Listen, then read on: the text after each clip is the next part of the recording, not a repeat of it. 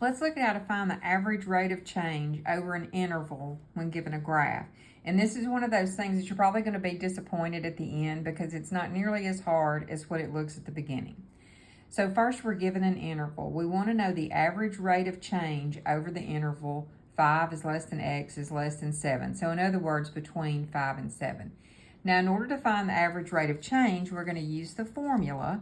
And the formula for average rate of change is f of b minus f of a over b minus a. Not even hard to remember, is it?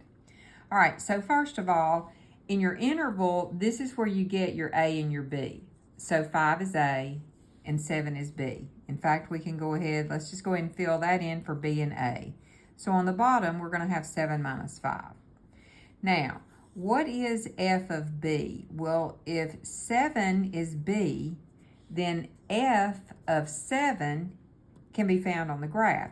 This is your x. So if we go to 7 on the x-axis and then look up to find this coordinate, which is at 10, that means f of b is at 10. Whatever function is graphed here, if I filled in the number 7, I got a 10.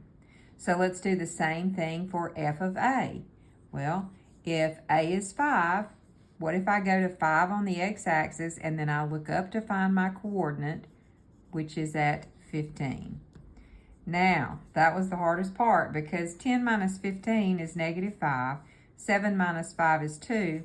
So there is the average rate of change between that interval. So let's try a second one. Here's our graph, and we want to find the average rate of change over the interval from between 1 and 2. Right, here was our formula for average rate of change, f of b minus f of a over b minus a. Now in your interval, 1 and 2 are a and b.